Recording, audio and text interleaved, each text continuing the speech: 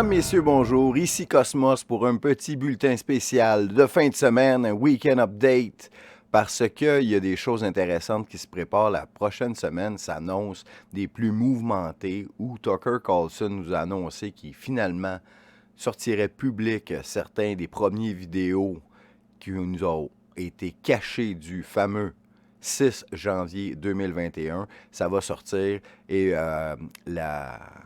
la pression monte également concernant les clients de Epstein. Tout ça s'en vient. Et si je vous ai fait cette vidéo-là, c'est parce que j'ai vu ce vidéo de campagne électorale de Donald Trump pour sa campagne Trump 2024.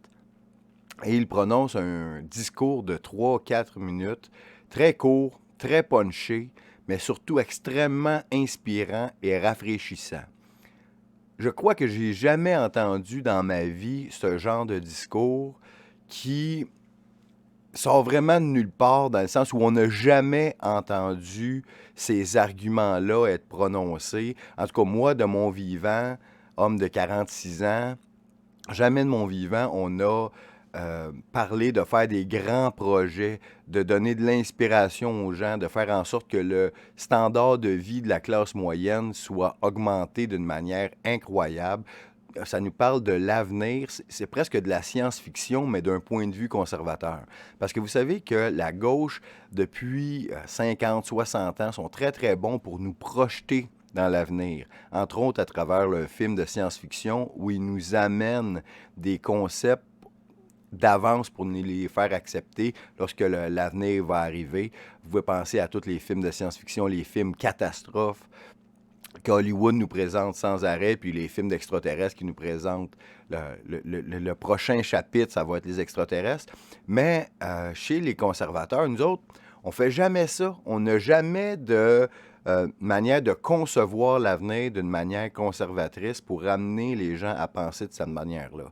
Là, ici, Trump, il va projeter les Américains dans l'avenir, un peu comme qu'est-ce que John F. Kennedy a fait en 1960, où il disait qu'avant la fin de la décennie, les Américains étaient pour marcher sur la Lune. On va le faire pas parce que c'est facile, mais parce que c'est difficile. Je ne crois pas qu'ils ont vraiment marché sur la Lune, mais au moins, ils l'ont fait accroire aux gens, puis c'était pas à cause de Kennedy à ce moment-là qu'ils ne sont pas allés sur la Lune. Kennedy était mort depuis, belle lurette. Maintenant, Trump va s'adresser aux Américains ici et va mettre des images dans leur tête, des images qui vont leur rappeler le passé et qui vont évoquer l'avenir et qu'est-ce qu'on doit faire en tant qu'Américains au moment où on se parle pour atteindre cet avenir-là. Maintenant, une fois qu'il l'a dit en mots, il a mis ces images-là dans la tête de certains Américains. Il faut qu'ils le mettent en images, dans des films, dans des vidéos de présentation pour nous montrer de quoi il parle. Il va nous parler de la création de nouvelles villes. Il va nous parler de bâtir des infrastructures pour que la famille moyenne puisse pouvoir avoir une maison unifamiliale et pas vivre en appartement, que les gens puissent être des propriétaires. Donc, je vais le traduire simultanément. Je vais peut-être l'arrêter à quelques moments pour mieux expliquer, mais c'est vraiment inspirant. Et puis, demandez-vous pourquoi Éric Duhem n'aura pas dit quelque chose dans ce genre-là ici, de parler de construire. Tu sais, c'est au Québec, on nous dit qu'on va manquer d'électricité. Pourquoi on n'a pas des projets de construire des nouvelles centrales hydroélectriques?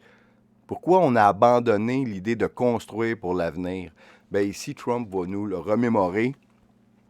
On y va. Ça a été enregistré le 3 du 3 2023. Donc, hier, on y va comme ça. Donald Trump, c'est parti. Les dernières générations ont passé à travers des grands rêves et ont passé plusieurs défis, les générations qui nous ont précédés, qui semblaient impossibles à l'époque. Ils ont traversé un continent et ils ont construit des nouvelles villes à travers les frontières sauvages. Ils ont construit le rythme de vie américaine en ayant construit le système de réseau des autoroutes qui a créé une harmonie incroyable dans le pays. Et ils ont lancé un gros une très grande quantité de satellites dans l'espace pour qu'ils soient partout à travers le monde. Mais maintenant, le pays a perdu son sens de l'aventure ou a perdu ses couilles. Donc, avec moi, quand je vais revenir, on va vous redonner des couilles dans une grosse manière. Si vous regardez le 3 ans, ce qu'on faisait, c'est incroyable à quel point c'était bon pour le pays. Notre objectif sera un bond en avant quantique dans le rythme de vie des Américains. C'est ça qui va arriver. Voici quelques manières qu'on peut le faire. Un tiers du territoire des États-Unis appartient au gouvernement des États-Unis. Si on prend seulement qu'une petite partie de ce territoire-là, une petite partie, un demi de 1%, croyez-vous ça? On devrait ouvrir des soumissions pour avoir un concours, pour avoir des projets de construction de villes et donner le mandat aux meilleures propositions de construction de nouvelles villes. Dans d'autres termes, nous allons construire de nouvelles villes dans notre pays, encore une fois. Ces villes de la liberté seront ouvertes, ouvriront des nouvelles frontières et donnera de l'énergie à l'imagination des Américains et donnera des centaines de milliers de personnes, de jeunes, des travailleurs forts qui ont une chance de pouvoir être propriétaires. Donc ici, ce qui nous explique, c'est que pour les nouvelles générations, les gens qui sont plus jeunes que nous, que moi, c'est très, très, très difficile de devenir propriétaire d'une maison unifamiliale. C'est rendu presque impossible parce que ce n'est pas dans le plan 2030. Lui, ici, dans son plan, c'est spécifiquement fait pour faire baisser le prix des maisons ou du moins d'avoir plus de maisons sur le marché pour que des Américains moyens qui travaillent fort puissent avoir leur rêve d'avoir leur propre toit, être propriétaire. Une autre grande opportunité, c'est la transportation. Il y a des grandes compagnies ici, aux États-Unis et en Chine. Ils sont en train de travailler sur des véhicules qui décollent à la verticale et puissent se promener dans les airs. Et puis là, il y a une grande compétition entre les entreprises américaines et chinoises là-dessus. Donc, ça va être des véhicules pour la famille et pour les individus. Comme les États-Unis ont été les leaders de la révolution industrielle de la dernière centenaire, on veut faire pareil avec l'industrie de la transportation individuelle par les airs. Je veux vous assurer que les Américains, pas la Chine, vont être les leaders de cette mobilité par air. Ces opportunités peuvent transformer le commerce, amener des nouvelles opportunités, donner des nouvelles opportunités pour l'Amérique rurale et permettre aux familles de se reconnecter de nouvelles manières. Voilà, à travers notre initiative de manufacture qui va être très grosse et avec beaucoup de succès, nous allons tourner les communautés qui ont été oubliées en des pépinières d'idées pour l'industrie. On a beaucoup d'idées aussi pour baisser le prix de vivre aux États-Unis en ayant pour focus,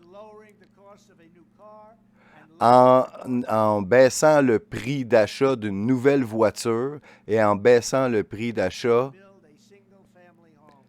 des maisons unifamiliales. Ça va être des magnifiques maisons. Puis je vais demander au gouverneur des 50 États de m'appuyer pour créer une initiative pour créer un nouveau baby boom. Finalement, je vais mettre au défi les gouverneurs pour se joindre à moi, pour faire un plan de beauté de nos infrastructures, une beauté des villes, détruire les édifices qui sont laids et ramener de la beauté dans les villes, dans les parcs, pour qu'ils fassent bon vivre maintenant, encore une fois, en ville, en Amérique.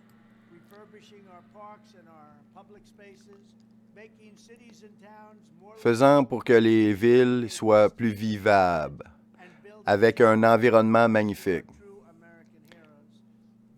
Et on va honorer nos vrais héros américains. Donc, j'imagine, c'est réinstaller les statues qui ont été déboulonnées. Je pense que c'est ça qu'il voulait dire.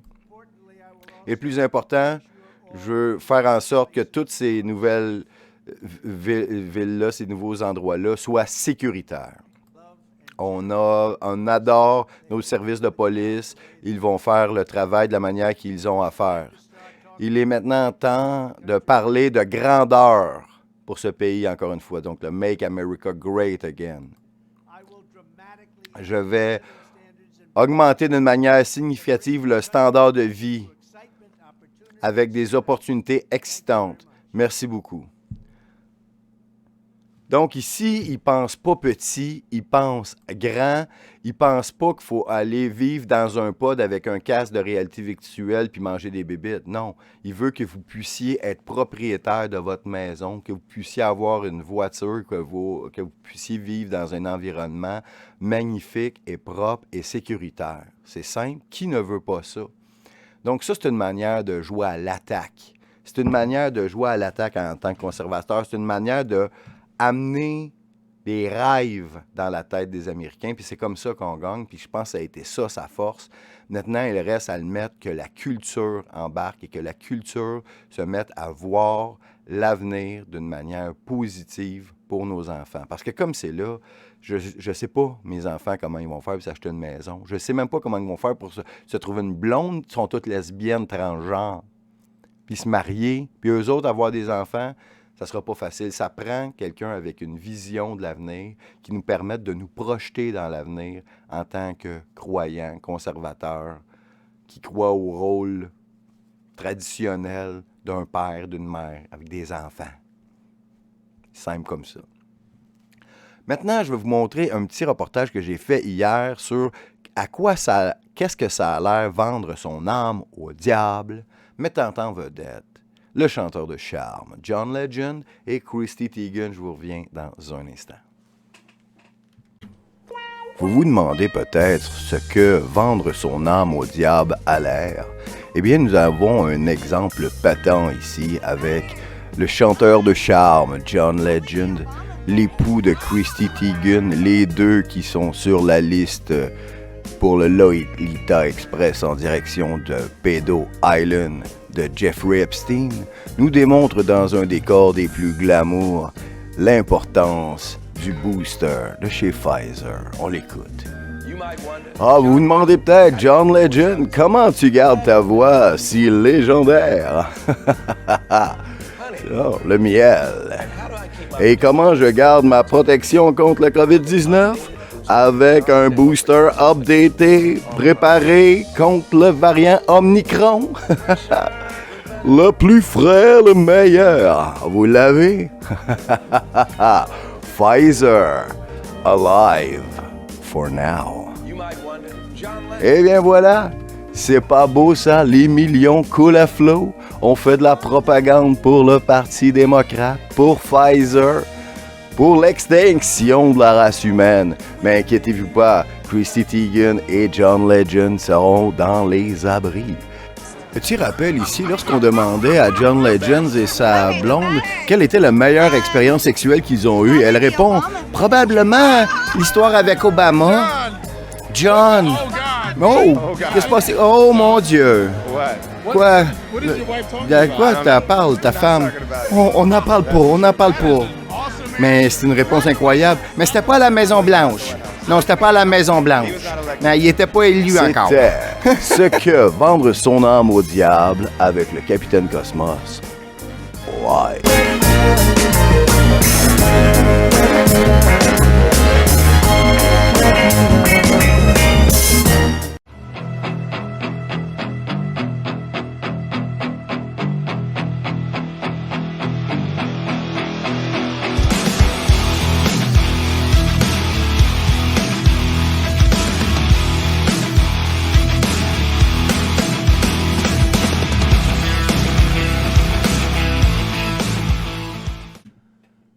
Pour rester dans la politique américaine, encore une fois, on a des nouvelles intéressantes, mais maintenant du Parti démocrate, et c'est probablement la meilleure nouvelle qu'on a eue depuis longtemps. C'est assez fantastique. Est-ce que vous savez c'est qui Robert F. Kennedy Jr.? Donc, c'est le fils de Robert Kennedy qui a été assassiné, donc le frère de JFK, donc c'est le neveu de JFK ici, qui voulait se débarrasser des sociétés secrètes, qui a probablement coûté sa vie. Robert Kennedy Jr. A été très, très vocal contre le vaccin, entre autres, contre la tyrannie COVID. Il a été cancel partout, banni de Twitter, entre autres. Là, il est revenu. Mais il est quand même très populaire aux yeux du public, très apprécié. N'a pas eu la carrière politique qu'on aurait voulu pour lui. Je crois que son problème de voix l'aura empêché d'être le grand orateur qu'il aurait pu être. Parce qu'il a une voix comme ça, s'il parle en français, il parlerait comme ça. Mais il est très intelligent et quand même très pesant dans la politique américaine quand même. Maintenant, lui, il est anti-Biden, il est anti-folie COVID, anti-New World Order, anti-société secrète. Maintenant, mais il est quand même un démocrate. Tu sais, John F. Kennedy, c'est un président démocrate, OK? Même si on voit des accointances avec Trump qui est républicain. Maintenant, Robert Kennedy Jr., il dit publiquement qu'il pense à se présenter comme chef du Parti démocrate contre Biden. Parce qu'on sait que Joe Biden n'a toujours pas annoncé s'il était pour se présenter à la présidence en 2024. On comprend très bien que ça n'a aucun sens. Il n'aurait même pas dû rentrer en 2020. Il est comme un mort-vivant. Il est complètement pas là. J'ai même arrêté de faire des vidéos de traduction de ses affaires où à chaque jour, c'est une gaffe après l'autre parce que ça venait redondant de... Tu sais... Quand je vais au CHSLD, là, je vois des gens beaucoup plus en forme que Joe Biden, des fois comme résident en CHSLD. Là. Bon, c'est là qu'il devrait être, mais il s'est toujours pas... donc, il ne s'est pas prononcé. Il fait à croire qu'il pense à y aller, mais bon. Mais maintenant, et puis il n'y a personne d'autre qui sont annoncés aussi, comme... pour challenger Biden. Maintenant, on a Robert Kennedy qui dit que lui, il pense à se présenter contre Biden. Ça serait vraiment fantastique. Il dit ici, « Ma femme m'a donné le feu vert. » Donc ça, c'est un peu comme dans Rocky 3, quand Adrian a dit à Rocky, « Vas-y. » Puis là, Mickey fait, « On y va! » Eh bien là, imaginez. On aurait Robert Kennedy Jr. qui ramasserait des fonds et puis qui ferait des discours pour parler contre Biden pour se présenter à la chefferie du Parti démocrate. Là, il faudrait qu'il y ait des débats. Donc, on aurait un débat où on entendrait Robert Kennedy Jr. planter l'administration Biden en heure de grande écoute. Ce serait vraiment fantastique. Donc, il dit qu'il considère... de challenger, donc de défier Biden pour la nomination à la présidence.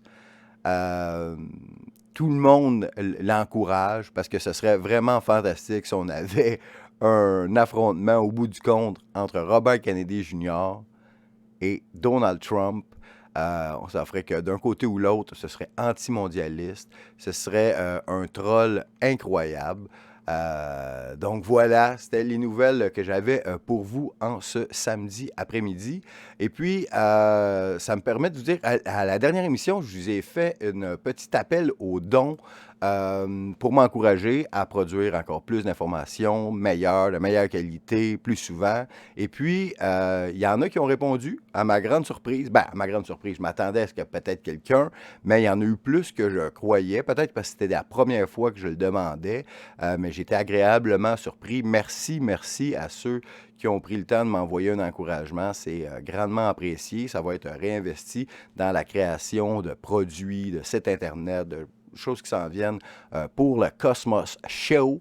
Donc, c'est super cool. Donc, si vous voulez, vous aussi, contribuer avec un don Interact, si vous envoyez ça à Cosmos Show, à commercial protonmail.com, cosmosshow à commercial protonmail.com, avec la réponse à la question « Cosmos en minuscule.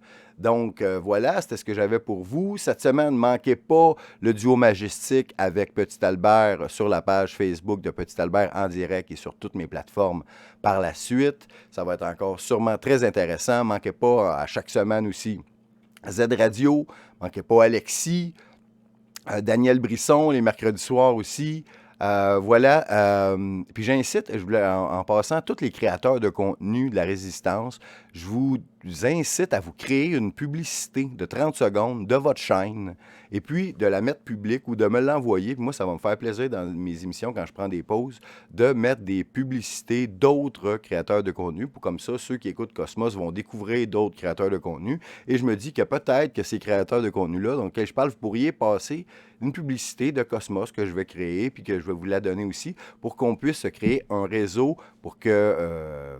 parce qu'on a beaucoup de pinces à la planche, il faut créer beaucoup de contenu pour faire en sorte que les gens sortent de la matrice. Il faut au moins, je dirais, une quarantaine d'heures de qualité. Pour l'instant, au Québec, je dirais qu'on a peut-être une dizaine d'heures de qualité à écouter, peut-être un peu moins. Mais voilà, donc je fais appel à vous. Donc, si vous ne donnez pas à Cosmos, donnez à votre créateur de contenu favori pour qu'il puisse s'améliorer, pour qu'il puisse en avoir d'autres, pour que d'autres gens aient l'envie de créer de l'information libre, parce qu'il ne faut pas se fier à nos médias subventionnés pour dire la vérité aux gens. Et bien voilà, je vais vous parler d'une petite affaire. Tu sais, concernant les dons et tout ça, là, mais je voudrais lancer un programme ici que ce n'est pas des dons, c'est de la publicité. Je vais vous offrir un programme qui, pour 100 $, je m'engage à vous faire une publicité de votre entreprise de 1 minute. Donc, avec le don de 100 $, vous m'écrivez un texte à lire qui va me faire plaisir de vous lire d'une manière dynamique et sympathique pendant mes émissions. Donc, pour 1 minute, vous avez 100 $ pour commanditer votre entreprise, peu importe laquelle, entreprise locale, Roger Autobody, je dirais pas n'importe laquelle. Ça me surprendrait qu'une entreprise mondialiste veuille commanditer Cosmos, mais n'importe quelle entreprise locale, salon de coiffeur, Ginette, Damqui, Pizzeria Roger, Saint-Philémon, OK? Parce que je pense que ceux qui écoutent les émissions de Cosmos vont être contents de vouloir encourager quelqu'un qui encourage la même chose qu'eux autres y pensent. Puis je suis pas mal sûr et certain que ça va être rentable pour vous. Donc, si vous voulez me faire un don, c'est Cosmos Show à protonmail.com. Et pour la publicité, c'est 100 $ pour 1 minute de publicité dans un show de Cosmos. Et bien voilà, c'était ma petite plug. Si vous voulez profiter de la publicité chez Cosmos, ça va me faire plaisir. C'était Cosmos pour le Weekend Update du Cosmos Show. On se revoit bientôt. Vous me suivez sur toutes mes plateformes. C'était Cosmos Live.